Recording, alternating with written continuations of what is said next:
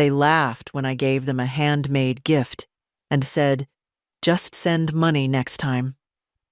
I smiled, handed them an empty envelope, and walked away. No one followed me. My hands were still trembling when I reached the porch, even though I walked slower than usual. The winter air had lost its bite, but I still felt cold, right in the middle of my chest, where people say the heart lives. I had spent 3 weeks crocheting that blanket for Abby, picking colors that reminded me of her childhood drawings, blue and coral and pale lilac. She used to love those. I thought maybe she still did. Apparently not. "It's sweet, Mom," Helen said, patting the blanket like it was something a kindergartner made. Then she turned to Abby and whispered, not quietly enough, "We'll just fold it and store it with the others." And then Jack, my son-in-law, had to make his little joke. "Next time, Margaret, just send money. Save yourself the trouble." Abby giggled. My own granddaughter, 19. I suppose she thought it was harmless. So I smiled. That old, soft smile I'd practiced over the years. The one that makes people think you're not offended. I reached into my handbag and pulled out a cream-colored envelope.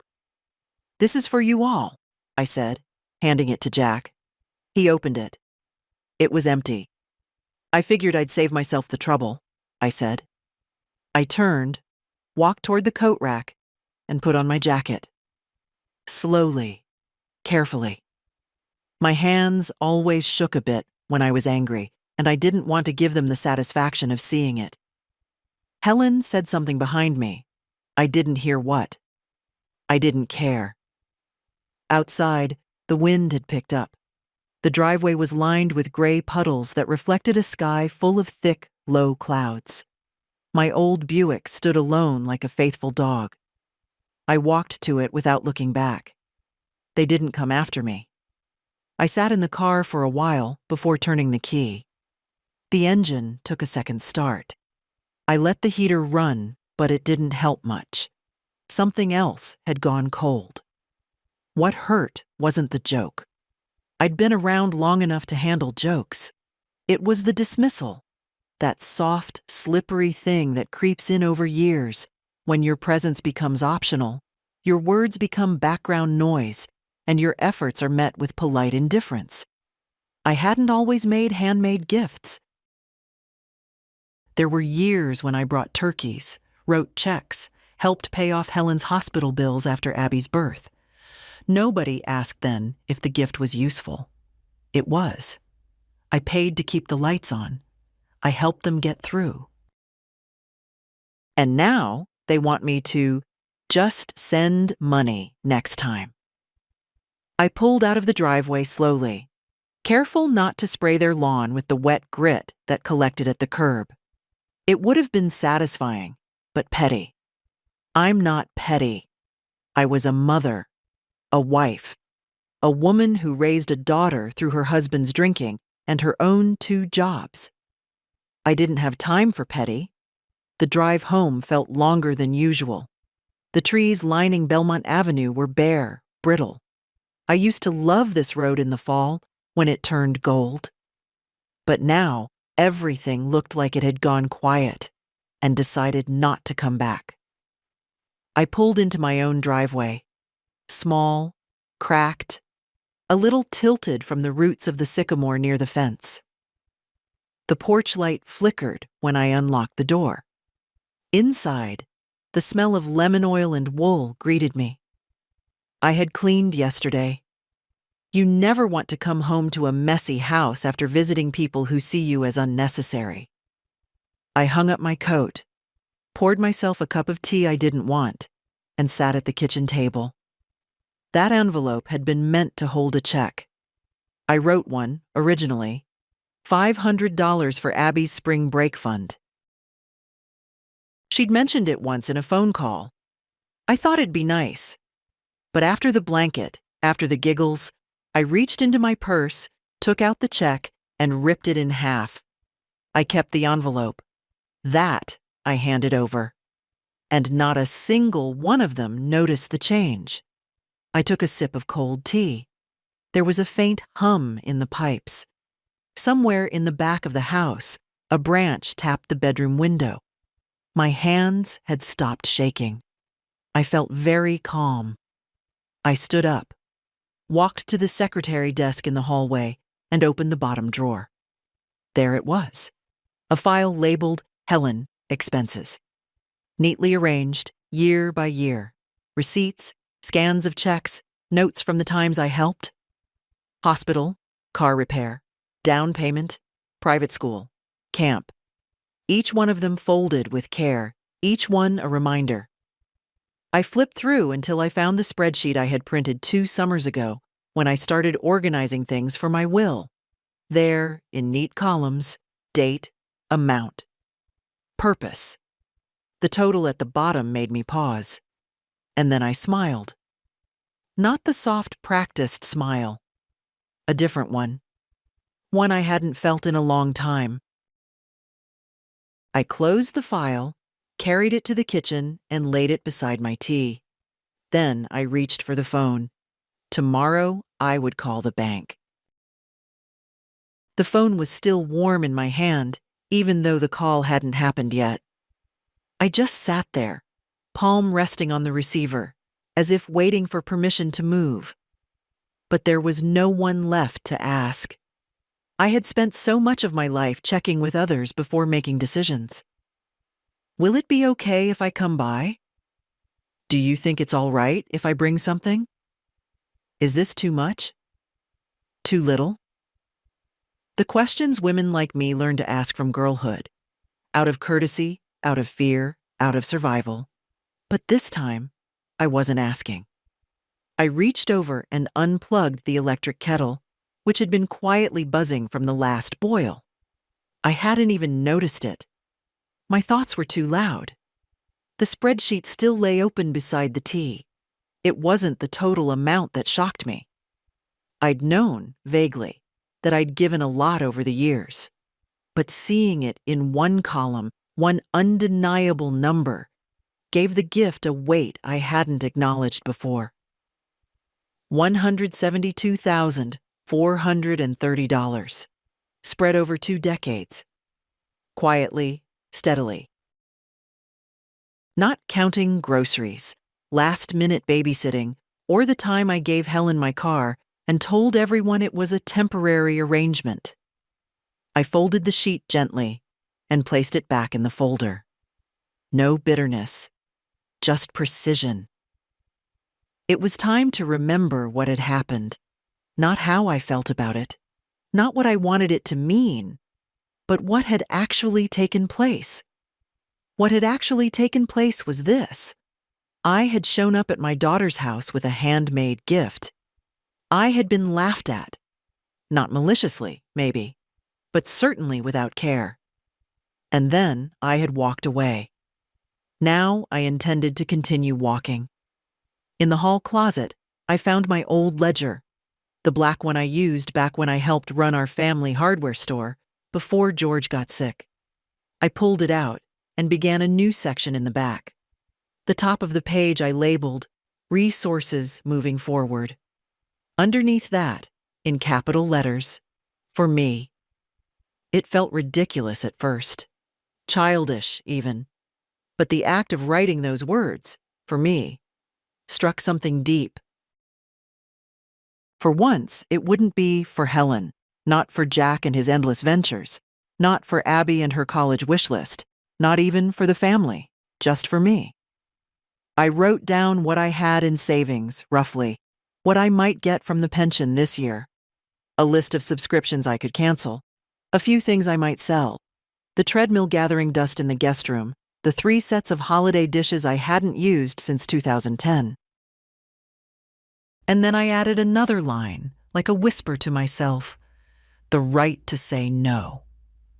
I sat back and stared at it, the most valuable thing I still owned.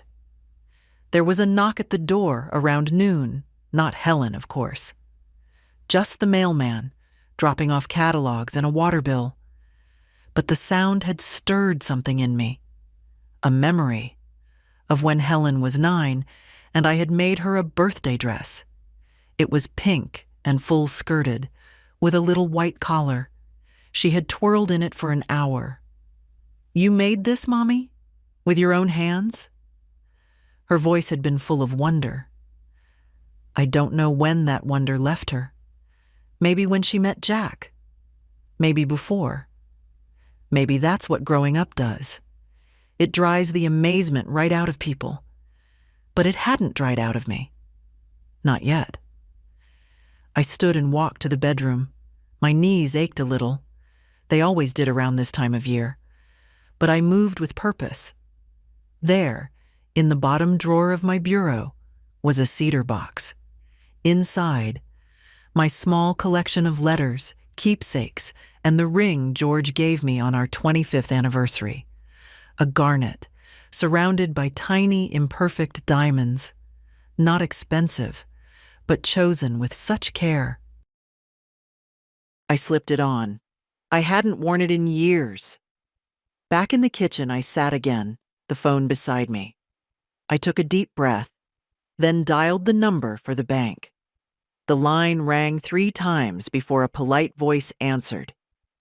"Good afternoon. This is Melody at Eastern Trust. How can I help you?" "Yes," I said, my voice steady. "My name is Margaret Bloom. I'd like to cancel some automatic transfers and schedule a consultation." "Of course, Mrs. Bloom. I can help with that. May I ask what types of transfers you're referring to?" "Family support. Personal transfers I set up years ago. I no longer wish to continue them." There was a pause. "I understand. I can suspend them for now, and we can finalize everything when you come in." "Thank you. I'd like to come in tomorrow morning." "Absolutely. I'll put you down for 9:30. Anything else I can help with?" "Yes," I said, almost an afterthought. "Can you also check if I've named anyone with account access or power of attorney?" She typed for a moment. "Yes, ma'am. You have 1 active authorization, your daughter, Helen Carter. Would you like to revoke that?" I looked out the window. The sky had cleared. A band of light had cut through the clouds and landed on the neighbor's fence, the same fence George helped build when their old Labrador kept escaping into our yard. "Yes," I said.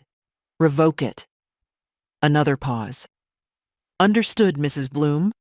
We'll prepare the documents for you to sign in person."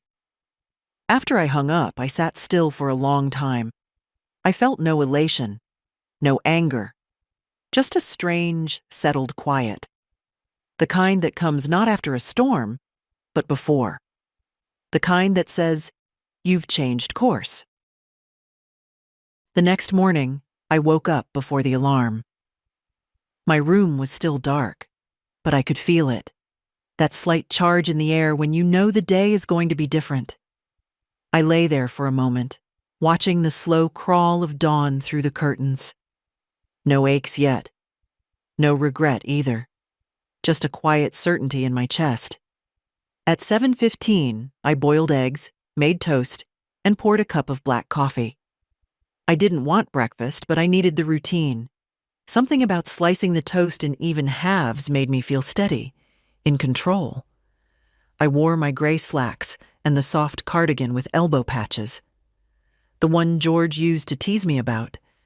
Said it made me look like a retired professor. I smiled at the thought. He never did mind when I made my own decisions, even the hard ones. By 8:45, I was sitting in the bank parking lot, watching the early birds file in, mostly men in suits, a few younger women clutching lattes, talking too loudly into phones. I waited until the clock read 9 were sharp, then stepped out of the car. Inside, the bank was warm, clinical. Melody, the young woman I'd spoken to yesterday, greeted me with practiced cheer. Mrs. Bloom, right on time. She led me into a small office with glass walls and offered me tea, which I declined. I wasn't here to be soothed. "We've suspended all active transfers as requested," she began, opening a folder with a neat summary. "Would you like to review them before final cancellation?" I nodded, and she slid the papers across the desk. There it was in black and white. Monthly transfers to Helen's mortgage, quarterly deposits into Abby's education fund, Jack's business loan repayments that never came back, but somehow I still serviced the interest. "Cancel all of them," I said. "All right, we'll require a signature on each page." I signed carefully, without rush. Each name I saw brought a memory, some warm, some sharp. But I didn't stop. "And this," Melody said, placing a new document in front of me. "Revocation of power of attorney. Once signed, your daughter will no longer have access to any of your accounts." "Good," I said. "That's what I want." After I finished, Melody hesitated. "Would you like to assign someone else? A trusted person?" I thought for a moment. "Not for now. If anything happens to me, the bank can follow standard procedures." She nodded and began collecting the paperwork. "You'll receive written confirmation of all these changes within the week. Is there anything else you need?" "Yes," I said. "I'd like to set up a trust account." "For someone specific?" "For my grandson. His name is Benjamin Bloom." She smiled. "That's a lovely name." "He's the only one who visits without asking for something," I said quietly. "And I'd like to make sure he's protected, not used as a messenger or a tool."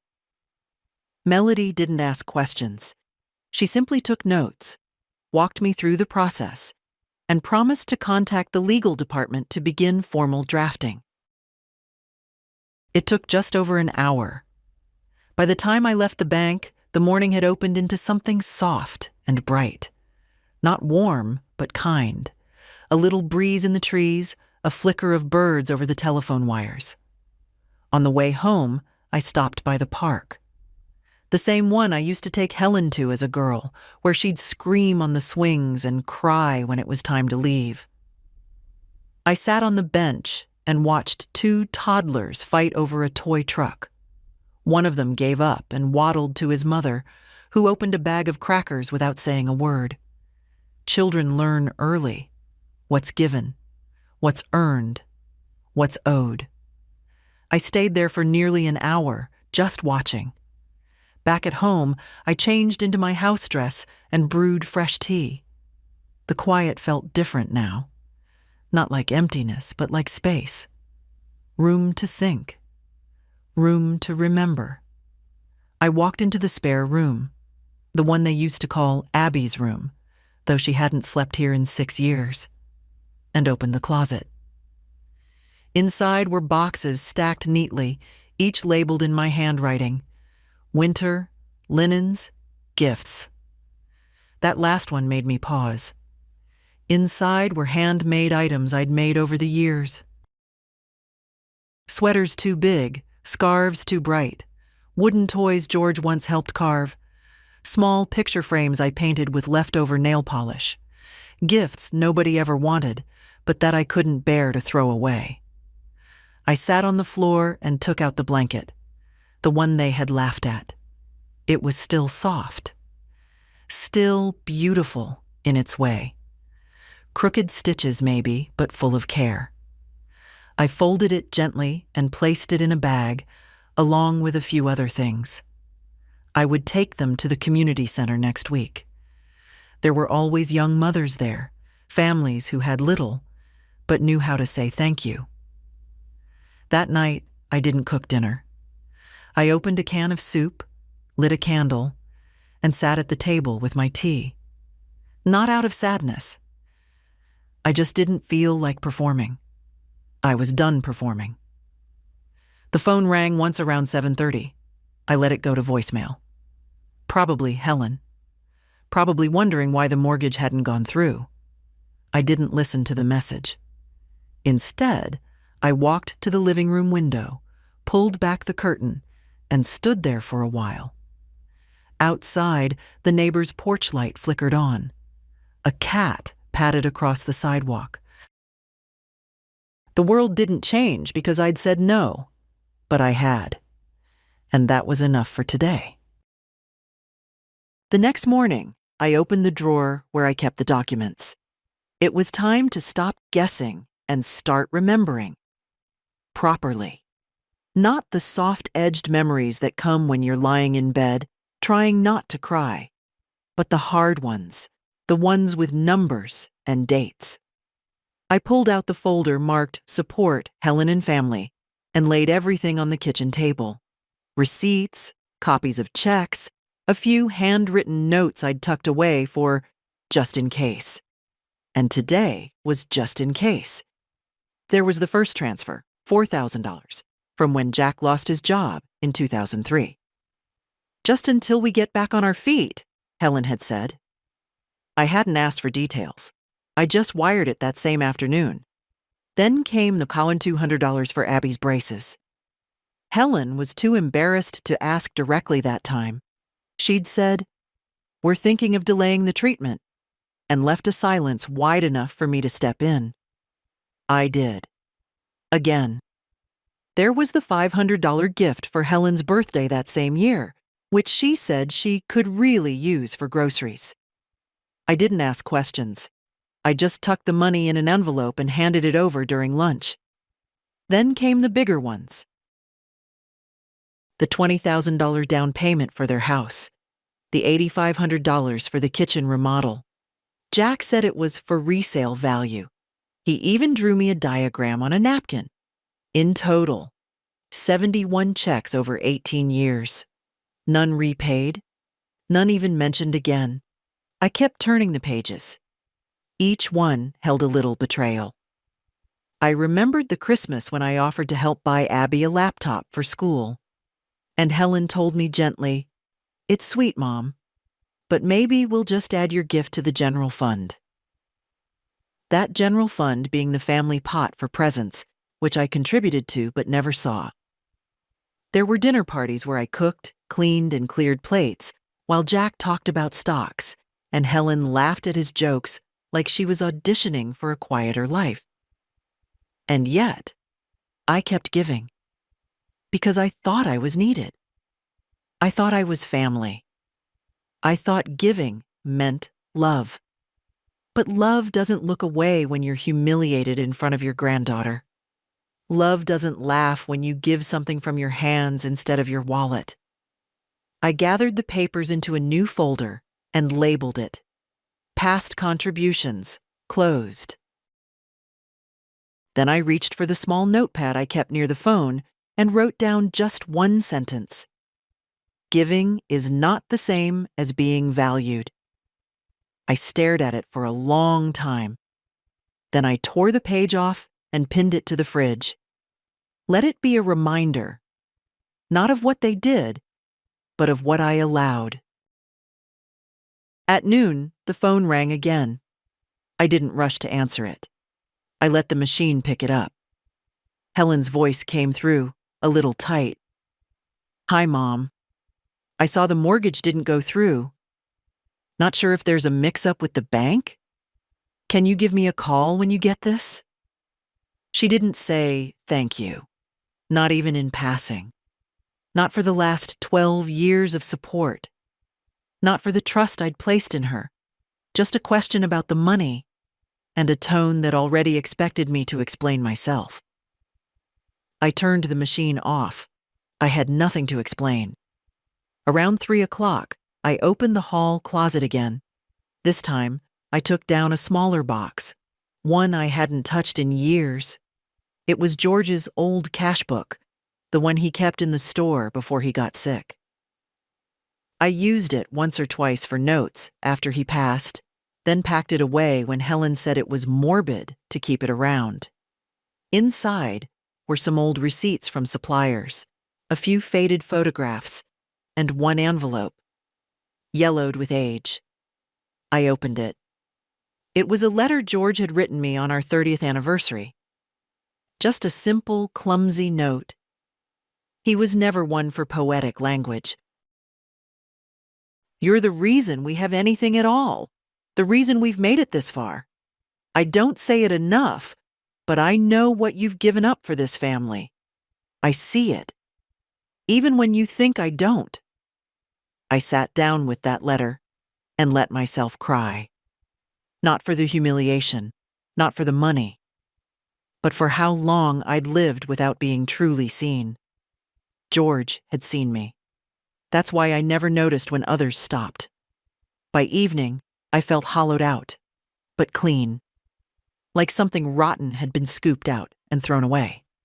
I made a light dinner, then opened a blank page in my ledger. At the top, I wrote, "Next steps." And then, "Review will call. Francis, lawyer. Open trust for Benjamin inventory valuables. Cancel grocery card.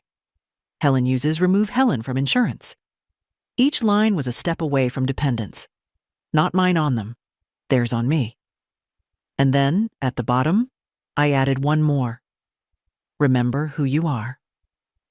That night, the house creaked and settled like an old ship shifting in calm waters. I sat by the window with my tea, watching the darkness slide across the street. I didn't feel righteous or proud or angry. I just felt awake. Like someone who's been underwater too long and finally breaks the surface. The phone call wasn't hard, not the way I imagined it would be. "Eastern Trust, this is Melody speaking. How can I help?" "It's Margaret Bloom again," I said. "I'd like to finalize the trust account." "Yes, of course. I have your notes right here. You mentioned setting it up for your grandson. Benjamin Bloom?" "That's right. I want the funds to be designated for education, housing, or emergency use. No one else is to have access. Not his parents. Not anyone." There was a pause, a respectful one. Then Melody said, "We can arrange that. Would you prefer it as an irrevocable trust?" "Yes, and I want it to activate on my passing or earlier if I choose, but only by my written consent." She made the arrangements, read everything back to me, and said she'd send a courier with the documents for signature. By the time we hung up, it was still barely noon. The silence in the house had changed. It wasn't thick anymore, not weighted. It was clean, like a room you finally opened the windows in. I stood in the hallway and looked at the family photos. Helen in her cap and gown, Jack holding Abby as a baby, one group shot from a Christmas long ago. Everyone smiling. I reached up, gently removed one frame, and carried it to the bedroom. I didn't throw it away. I wasn't angry anymore. I was just done curating a version of my life that wasn't real. At the back of my closet was an old metal file box. Inside it, the deed to the house, copies of George's will, insurance papers, and my own first draft of a will I'd updated last in 2014, back when Abby was starting high school, back when I still believed Helen would come around. I set the documents on the dining table. Then I called Francis, our lawyer for decades. He picked up after 2 rings. "Margaret," he said, "it's been too long." "It has," I said, "but I need to make some changes." He didn't ask what kind. He knew my voice too well. "Come by Monday?" "I'd prefer sooner." "How about tomorrow morning?" "Perfect." When I hung up, I felt the way I used to feel after paying off a big bill. Lighter, steadier, ready to sleep through the night without that tightening in the chest. At 3, the mail came. Mixed in with the grocery circulars and a donation request from the firehouse was a pale blue envelope with Abby's handwriting. Inside was a thank you card. "Dear Grandma," it began in pen that looked rushed. "Thanks for the blanket. I didn't mean to seem ungrateful. It's actually really nice and warm. Sorry about the other night. Love, Abby." No mention of Jack's joke. No apology for the laugh. No sign she'd said anything to Helen. But a small note all the same. I folded it gently and tucked it into the cedar box in my room. I wasn't planning to reply, but I wasn't discarding her either. She was still young, still learning what it means to see people fully, or fail to. By evening, the house had taken on its usual hush. Outside, the wind moved softly through the hedges. Inside, I turned off the lights room by room, letting the quiet follow me like a soft shawl. The phone rang once, around 6. I didn't answer. A message beeped.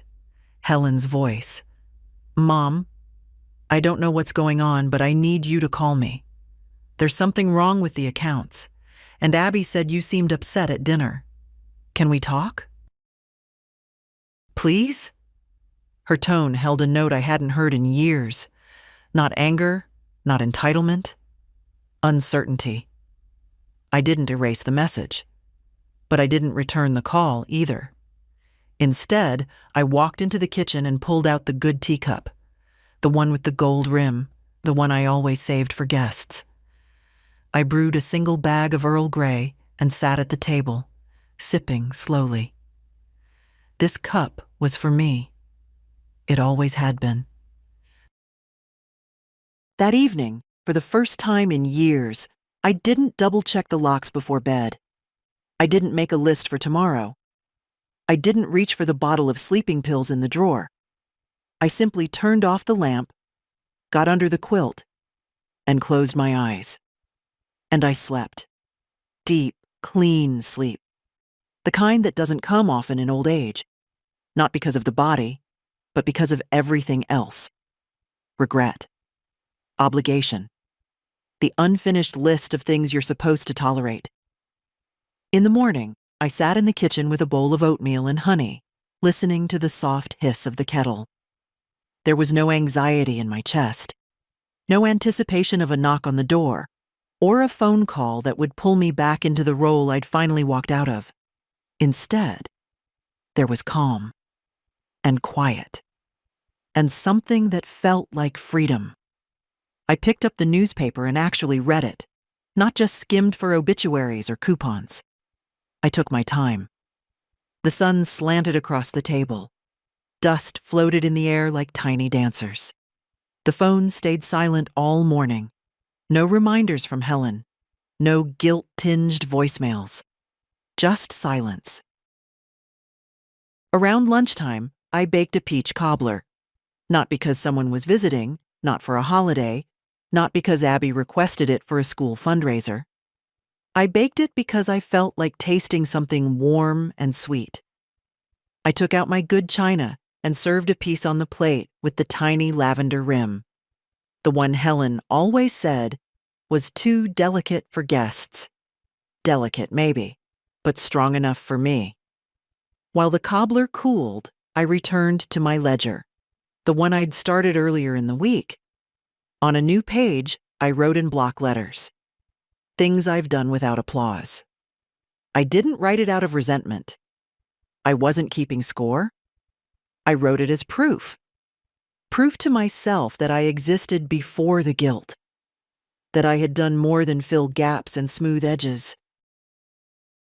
I wrote, paid for Helen's wedding in full, $18,000. Took care of Abby for 3 summers while they traveled. Covered 3 emergency car repairs. Sat beside George through every chemo appointment. Ran the store alone for 2.5 years. Sewed Helen's first suit for her job interview. Walked into the school to defend Abby when she was wrongly suspended. Paid for Jack's mother's funeral when they couldn't afford it. Never asked for a penny back. By the time I finished, the list filled 2 pages. I read it once, folded it, and placed it in the file labeled Legacy. I didn't need applause, but I would not erase the record. In the afternoon, I walked to the mailbox. The sky had turned a soft gray and a wind was kicking up. I wrapped a scarf around my neck and felt the slight pinch in my hip as I stepped off the porch. The old pain, but dull now. Manageable. The mail was light. A few ads, a coupon booklet, and a letter from the bank confirming the creation of Benjamin's trust. I stood in the driveway, reading it carefully. Everything was just as I'd arranged. The restrictions, the terms, the designated triggers. My signature printed clearly at the bottom. Not Helen's, not Jack's. Mine. Inside the house, I put the letter in the active folder and made myself a cup of tea. The clock said 3:12.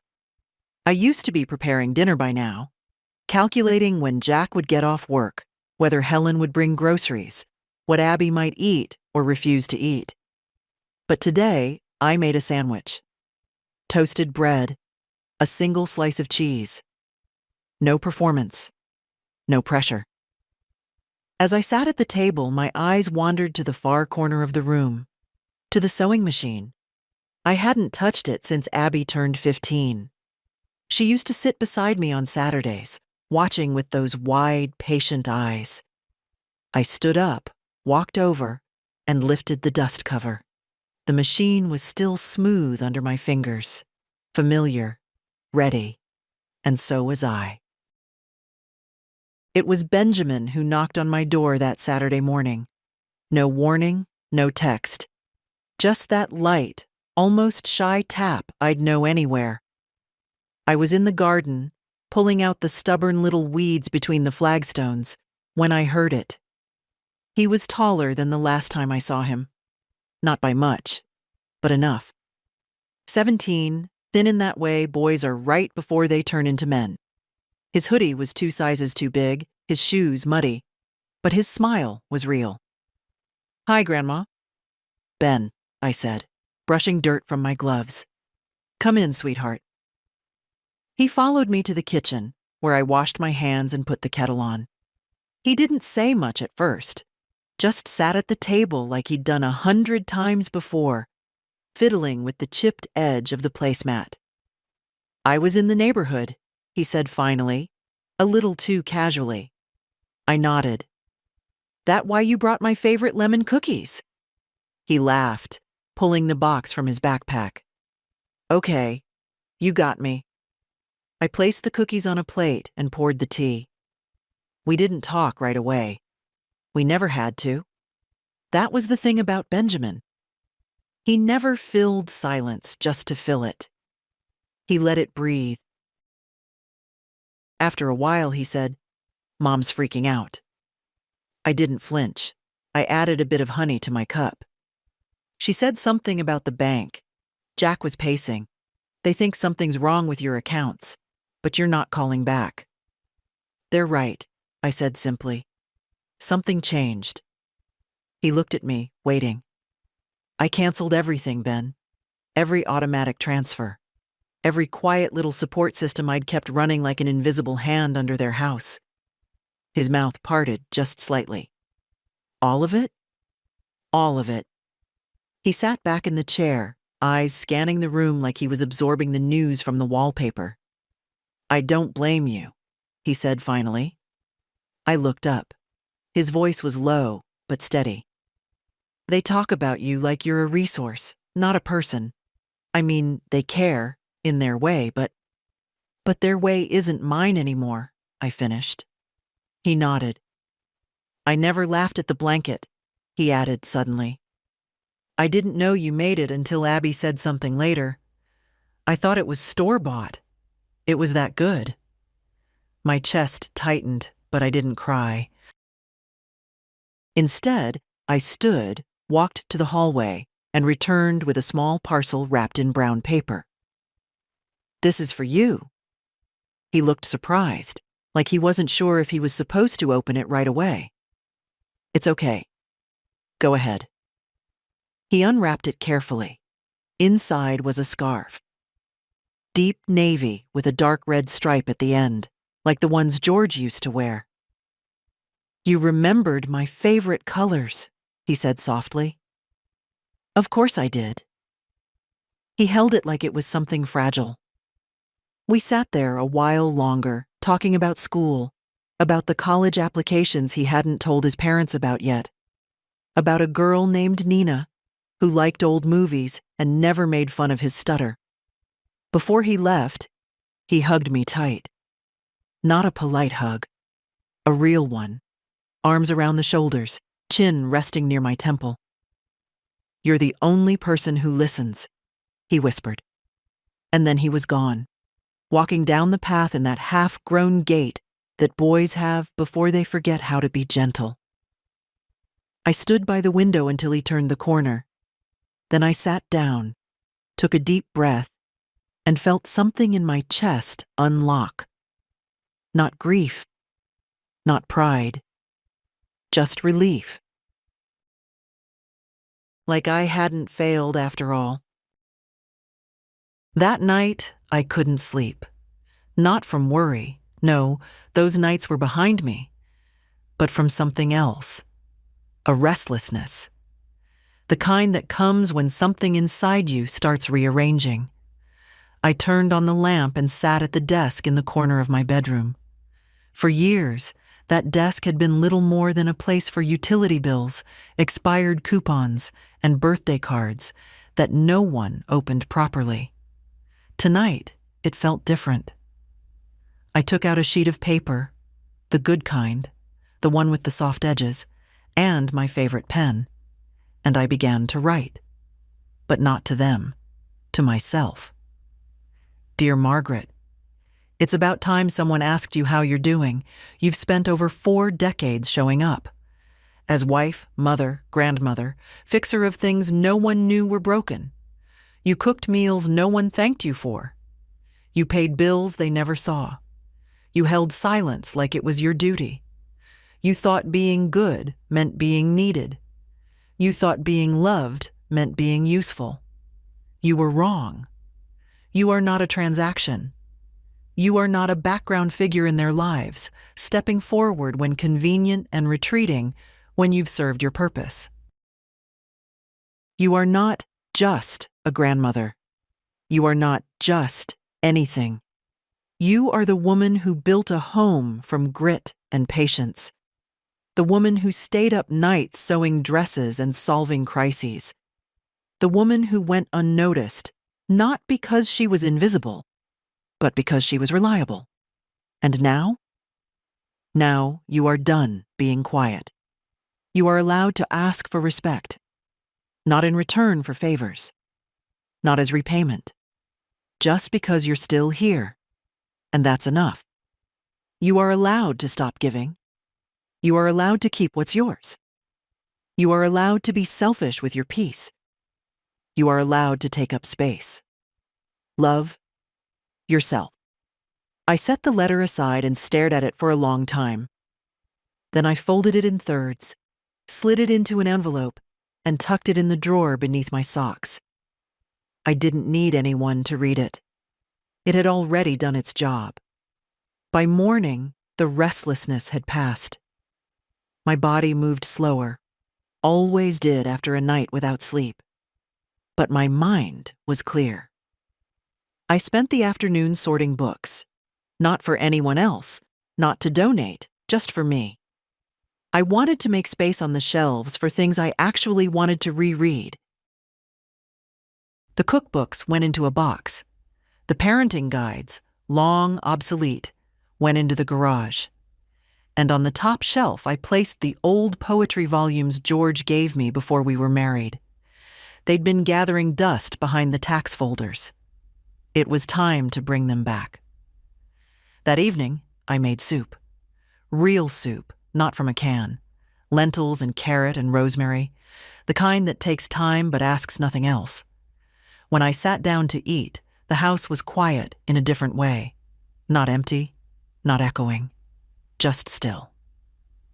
The phone rang twice that night. I didn't answer. Let them sit in the silence now.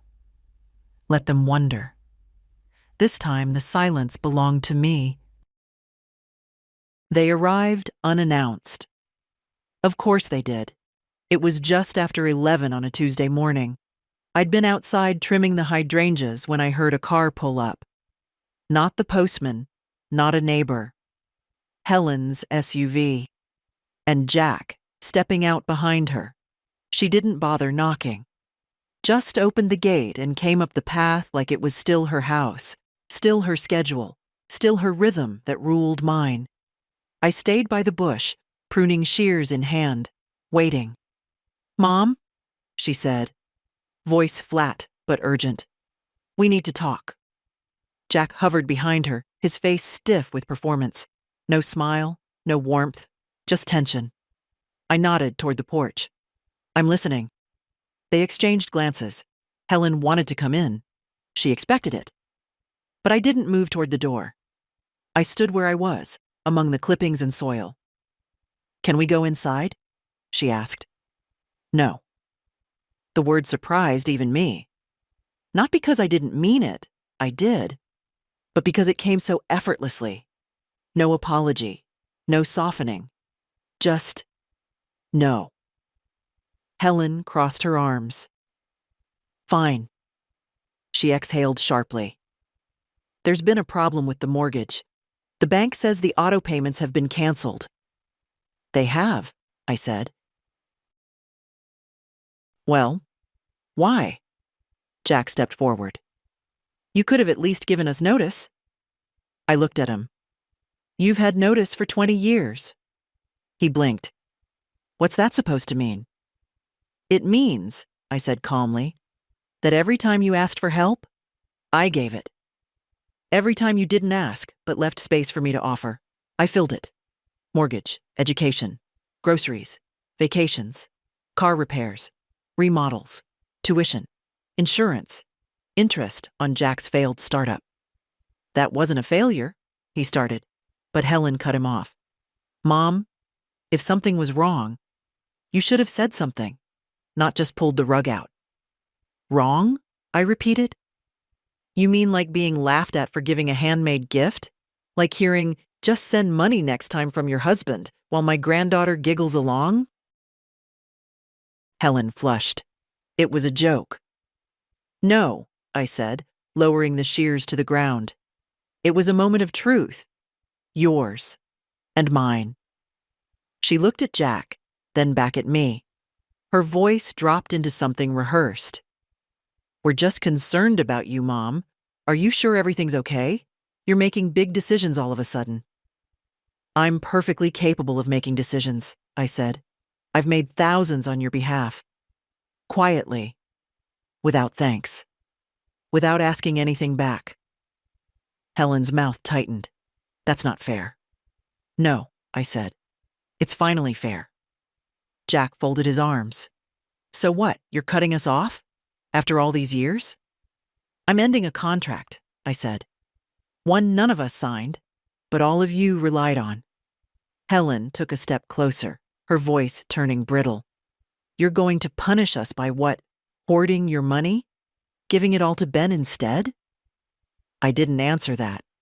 Not because I didn't want to, but because I didn't owe one. She saw it in my eyes. "You've lost your mind," she muttered, shaking her head. This is vindictive." "No," I said softly. "This is self-respect."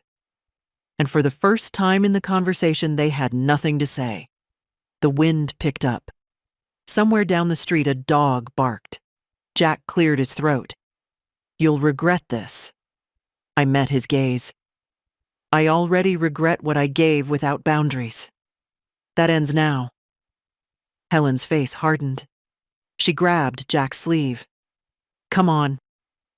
They turned and walked back to the car, steps stiffer than when they'd arrived. I didn't watch them drive away.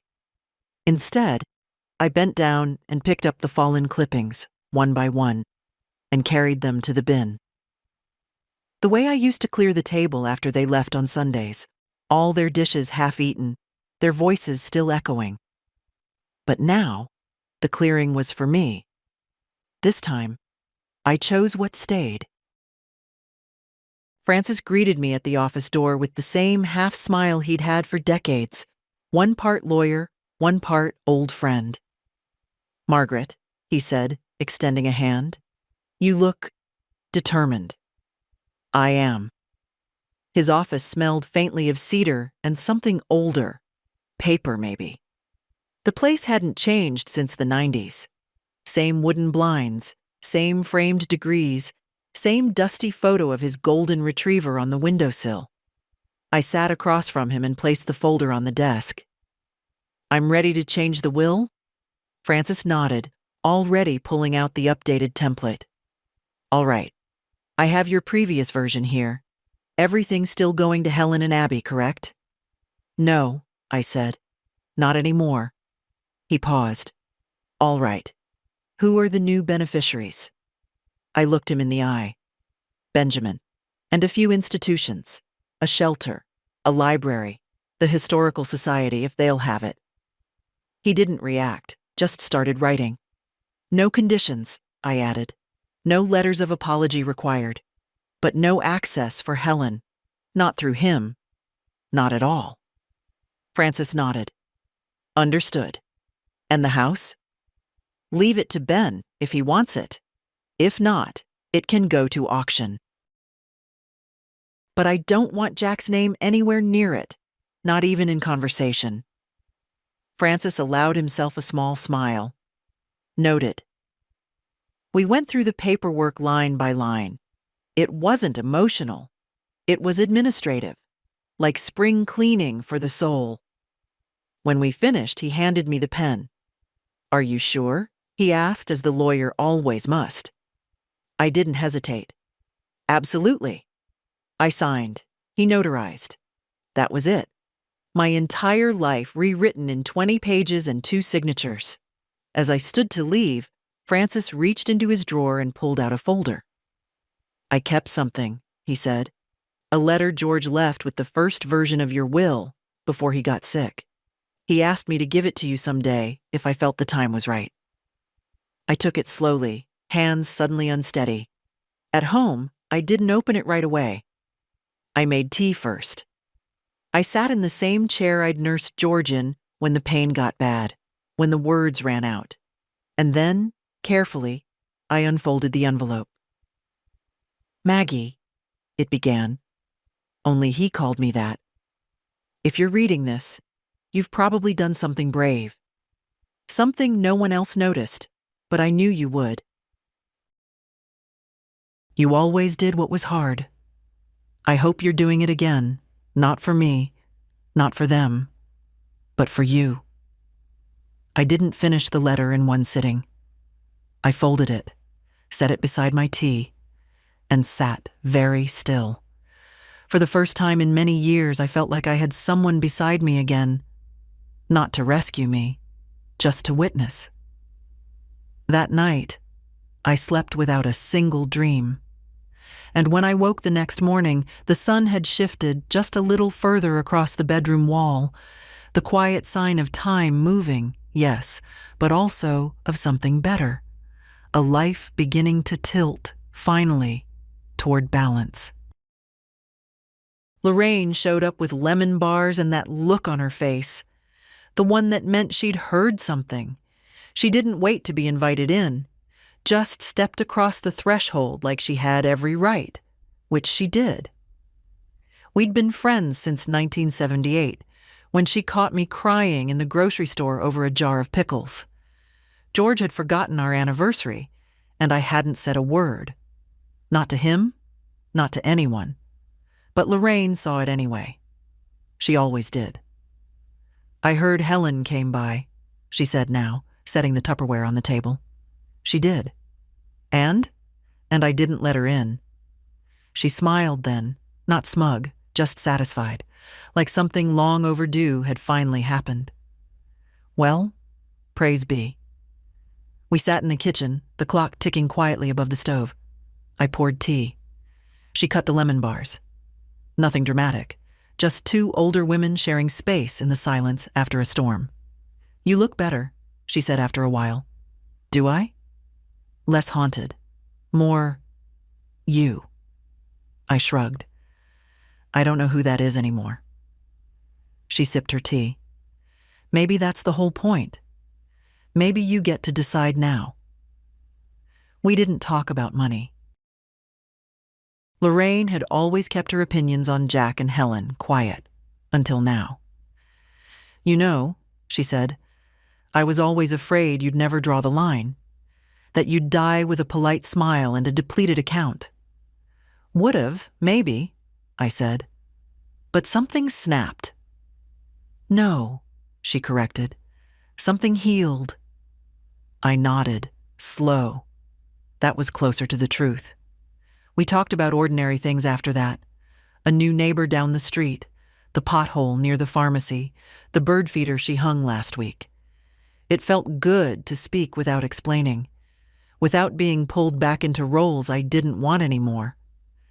When she left, I stood at the porch and watched her walk down the path. She turned back once. "Don't answer if they call," she said. "Let 'em sit in their mess." I smiled. "You think I've come this far to go soft now?" She winked. "Just checking." After she left, I went back inside and opened the sewing cabinet. The navy fabric was still folded from last week. I ran my hand over it slowly. I didn't want to make anything for them. Not anymore. But I did want to make something. For me. A new curtain for the kitchen. A quilt for the back porch chair. Maybe even a dress, one with deep pockets and no apologies. I wasn't sewing for approval. I was sewing because my hands still knew how to make something whole. The garden was beginning to wake up. It started with the crocuses. Small, stubborn things that pushed through the soil with no fanfare.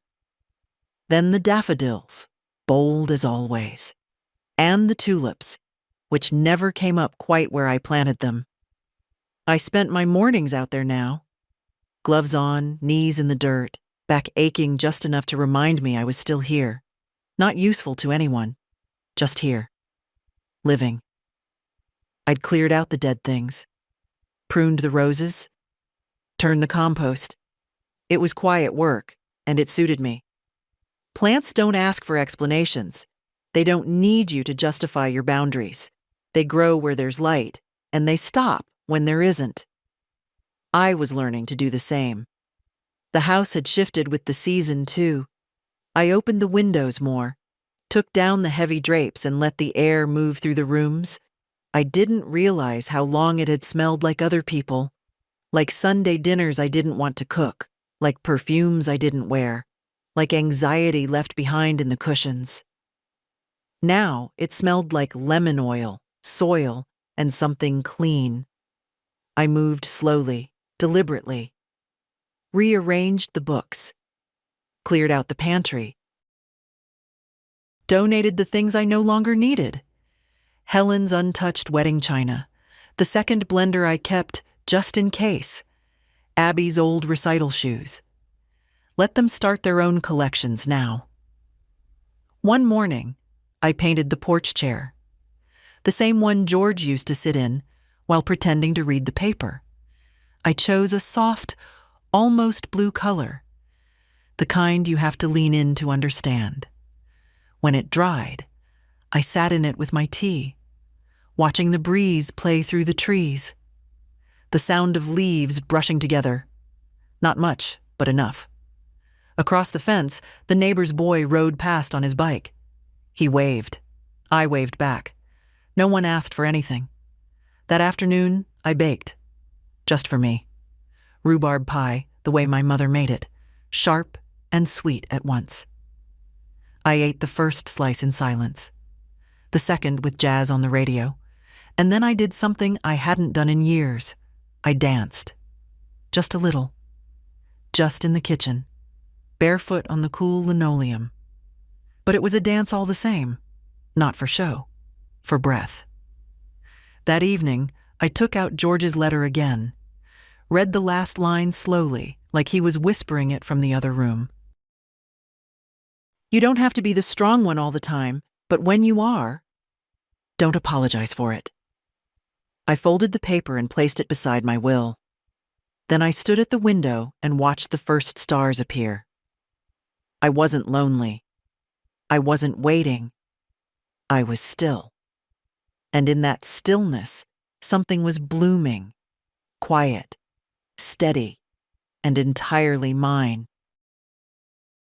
It was Benjamin who called, not a text, not an email, a real call, the kind where you have to sit still and be present. I was in the garden again, planting herbs this time: parsley, thyme, and basil. George used to joke that I planted like I cooked, with intention, but no precision. The phone rang once, twice, 3 times. I wiped my hands on my apron and answered. "Hi, Grandma," he said. His voice was quieter than usual. Not sad, exactly, just softer. "Hi, love. I just wanted to check on you." I smiled. "That's new?" He laughed. "Yeah, well, things feel different lately." I sat on the porch steps, phone tucked close, the sun warm on my neck. "What's going on?" "They're losing it," he said plainly. "Mom and Jack? Ever since the bank stuff, the trust, your will. They act like you committed a crime. They're not used to hearing no." "No," he agreed. "They're not." There was a pause. "I didn't mean for this to happen," he said. "I didn't want to be in the middle." "You're not in the middle, Ben. You're on your own path. They're just upset it doesn't bend to theirs." He let that sit for a while. "I think I want to move out."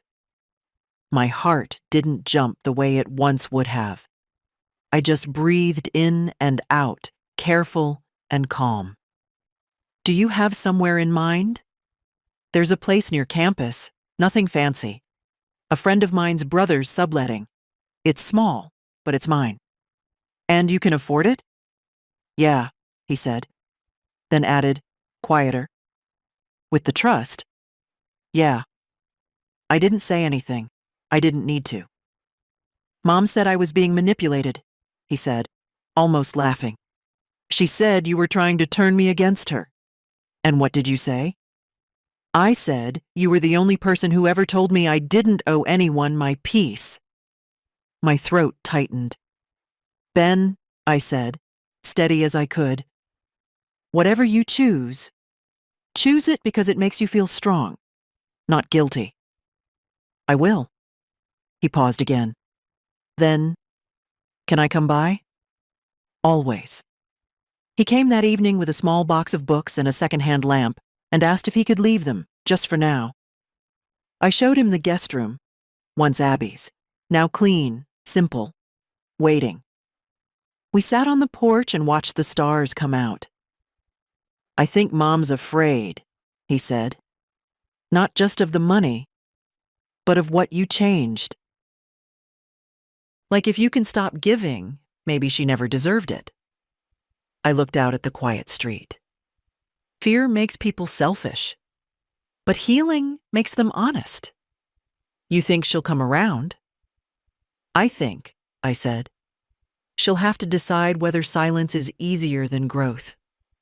He stayed for pie, took a second slice home. When he left, he hugged me the way he always did.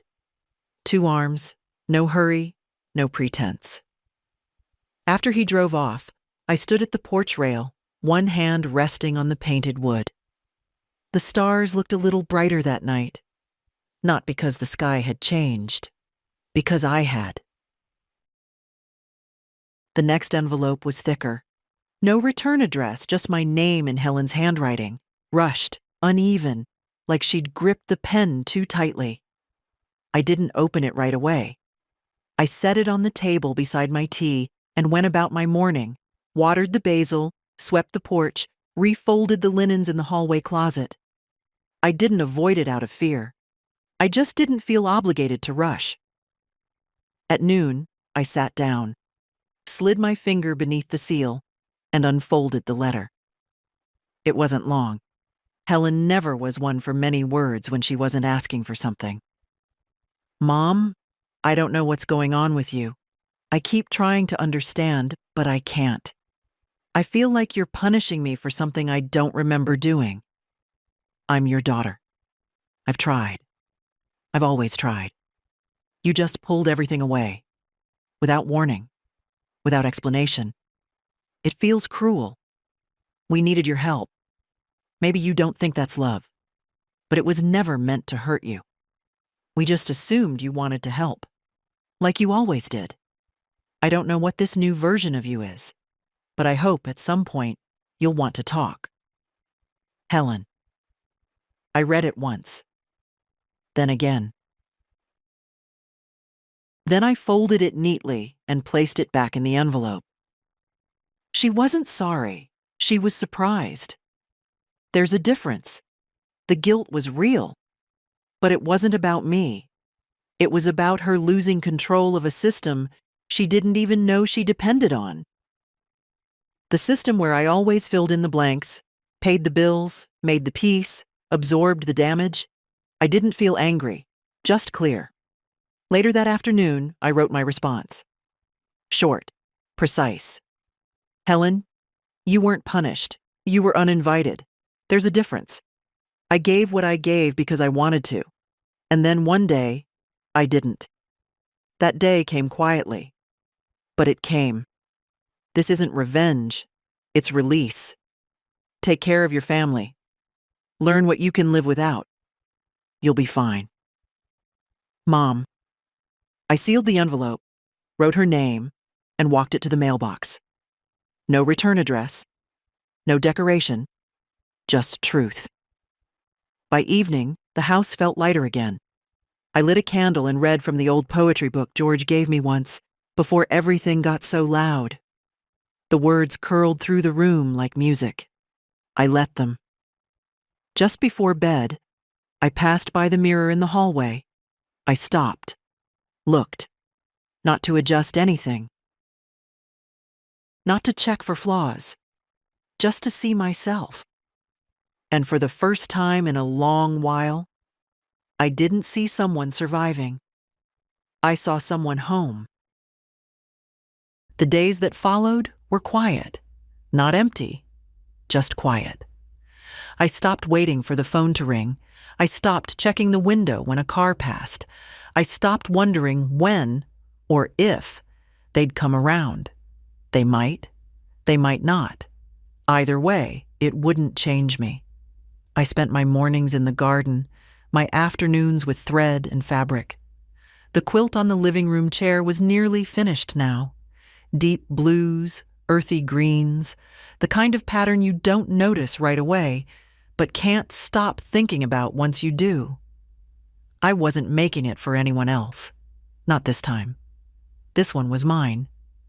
Benjamin visited every few days, not because he had to, because he wanted to. Sometimes he brought cookies, sometimes books. Sometimes we didn't talk much at all, just sat side by side on the porch, two quiet souls letting the world be what it was. He'd started looking older, not just in the face, in the eyes. There was something there now. Resolve, direction. You know, he said once, if I ever have a daughter, I'll name her after you. I smiled, brushing dirt from my palms. Don't saddle her with Margaret. He laughed. I mean the spirit. Not the name. He understood more than most people twice his age. One afternoon, I took out the old photo albums, the real ones, not the digital versions they all forgot about. I laid them out on the table and started sorting. What to keep, what to pass on, what to let go of. I kept the ones that mattered, the ones where the smiles were real, the eyes weren't tired, the moments weren't forced. The rest, I tucked away, not in anger, just in honesty. Some memories aren't worth curating. That evening, I sat at the kitchen table with a slice of peach pie and a single candle lit. Not for mood, for memory. George would have liked this part of me, this version. The one who no longer asked permission to be herself. I could almost hear his voice. Took you long enough, Maggie. He was right, but I got here, and that counts. The next day, I finished the quilt, folded it neatly, placed it on the chair. Then I walked to the window, looked out over the yard, and let myself feel everything. The grief of wasted years, the power of reclaimed ones, the steady, unspectacular grace of still being here. They say you can't choose your family, but you can choose your boundaries. You can choose where the giving stops and the self begins. You can choose what to carry and what to finally set down. And if you're reading this, wondering if it's too late to change, to pull back, to say no, it's not. Not if you're still breathing, not if your hands still work, not if you can still stand at the window and say, "This space is mine now." So take it, own it, and when you're ready, not a minute before, start again. But this time, for you. If this story stirred something in you, if you saw yourself in even a small part of it, share it. Leave a comment. Tell someone. Or just whisper to yourself, "I'm allowed." Because you are. Always have been.